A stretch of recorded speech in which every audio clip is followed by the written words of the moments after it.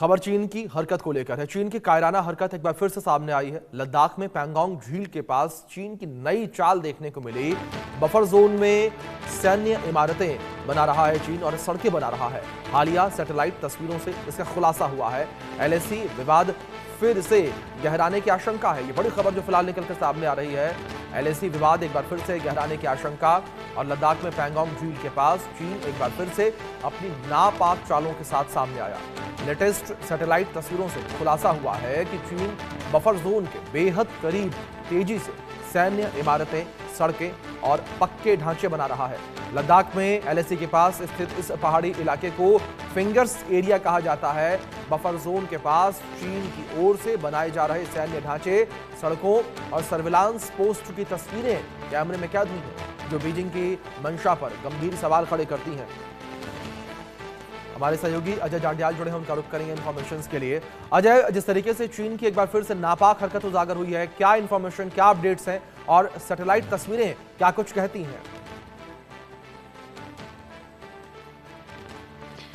देखिए, बिल्कुल जिस तरीके से लगातार लद्दाख के दूसरी तरफ यानी कि एलएसी के दूसरी तरफ जो चीन जो है हरकत कर रहा है, लगातार वहां पर चीजें बनाने की इंफ्रास्ट्रक्चर खड़ा कर रहा है, उस चीज की आशंका भारत को पहले से है और भारत इस चीज पर नजर में रखे हुए है। मगर जिस तरीके से ये चीन कर रहा है, उससे एक चीज तो बड़ी स्पष्ट हो जाती है कि चीन बेशक वार्ता को लेकर दोनों देश आगे बढ़ रहे हों, मगर चीन के दिमाग में, चीन के दिल में अभी भी शरारत वैसी ही है और चीनी सेना जो है वो अभी भी शरारत के मन बनाकर इस तरह की हरकतों को कर रही है।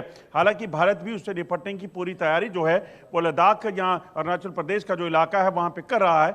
मगर चीन अगर इस तरह से छुपा रुस्तम है, चीन इस तरह से छुप कर वहां पर बंकर, वहां पर अपने ऑयल जो डंप है या एम्यूनिशन डंप बना रहा है, वहां पर बंकर्स बना रहा है, तो उसके पीछे की वजह जो है वो यही हो सकती है कि चीन जो है अपनी चालबाजियों से बाज नहीं आने वाला।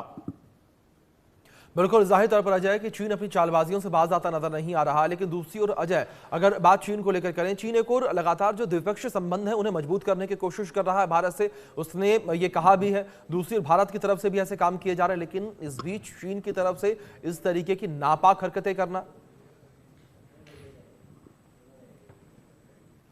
देखिए, बिल्कुल जिस तरीके से चीन ये कर रहा है, अगर आप देखें तो जो पैंगोंग में फिंगर्स पर जो दोनों देशों के बीच विवाद हुआ था, जब चीन ने वहां पर कहीं ना कहीं इलाके को हथियाने की कोशिश की थी, इनकर्जन की कोशिश की थी, उसे भारतीय सुरक्षा, भारतीय सेना ने जो है वो नाकाम कर दिया था। उससे पहले गैलवान में चीन ने इस तरह की कोशिश की, उसे भी नाकाम किया गया। मगर चीन दरअसल उसी चीज से कहीं ना कहीं बौखलाया हुआ है और चीन उस दिन से काफी कहीं ना कहीं परेशान होगा चीनी सेना कि आखिरकार भारतीय सेना ने चीन को जिस तरीके से वापस खदेड़ा है, ये चीजें कहीं ना कहीं उन्हें जो है अपने आप में शायद डाइजेस्ट नहीं हो रही होंगी और इसीलिए बातचीत के सिलसिले को जारी रख के चीन अंदर खाने से कुछ ऐसी हरकतें कर रहा है।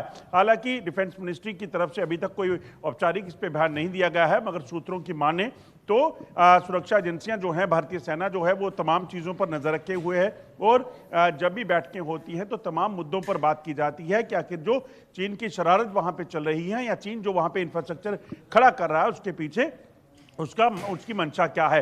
मगर इसके साथ साथ जैसा अभिषेक आपने भी कहा कि सेना जो है अपनी तरफ भी तैयारियां पूरी किए हुए है, क्योंकि ये भारत जो है ये वो भारत नहीं है जिस भारत को सिर्फ सहने की जो है वो सीखा हो। भारत अब चीज़ों को लेकर जवाबी कार्रवाई करना जानता है। गैलवन में चीन ने देखा, लद्दाख में पैंगोंग में चीन ने देखा और पाकिस्तान को भी इस चीज़ को भली भांति समझा दिया गया है। ऐसे में चीन की शरारतें जो चल रही हैं उस पर कहीं ना कहीं नजरें रखी जा रही हैं, उस पर नजर रखी जा रही है और उसके साथ साथ इस चीज़ को भी सुनिश्चित किया जा रहा है कि जब कभी इस तरह की परिस्थितियां बने तो उससे निपटने की भी तैयारी पूरी रखी जाए। जी अजय, लेकिन दूसरी ओर 2020 में जिस तरीके से दोनों देशों के बीच समझौता हुआ था, अगर उस समझौते को लेकर बात करें तो चीन के द्वारा उस समझौते का भी खुले तौर पर उल्लंघन किया जा रहा है।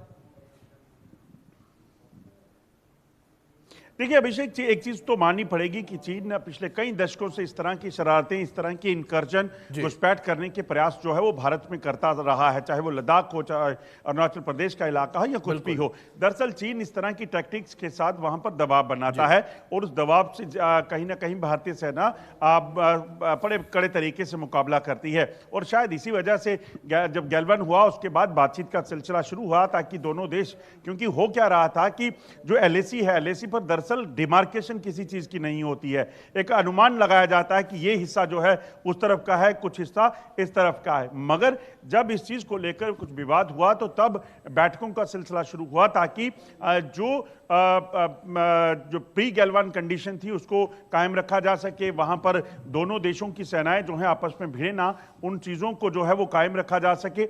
मगर उस चीज के बाद बातचीत का सिलसिला लगातार चला, कई राउंड्स की बातचीत जो है हुई।